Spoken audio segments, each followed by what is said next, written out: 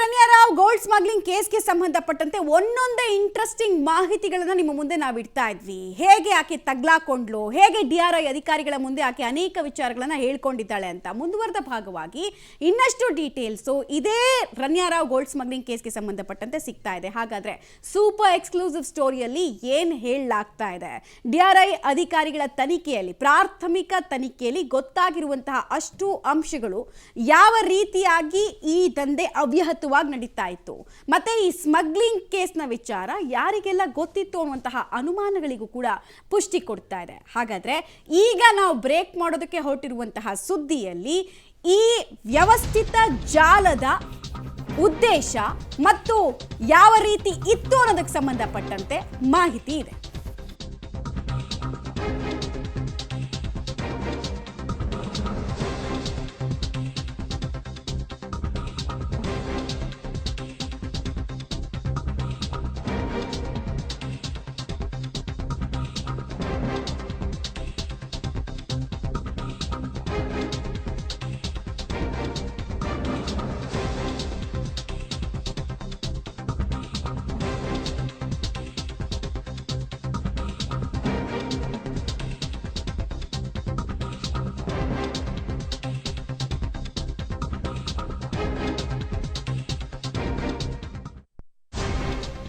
ದಾಖಲೆ ಸಮೇತ ನಿಮ್ಮ ಪಬ್ಲಿಕ್ ಟಿವಿ ಕ್ಷಣಕ್ಕೆ ಬ್ರೇಕ್ ಮಾಡ್ತಾ ಇರುವಂತಹ ಎಕ್ಸ್ಕ್ಲೂಸಿವ್ ಡೀಟೇಲ್ ಇದು.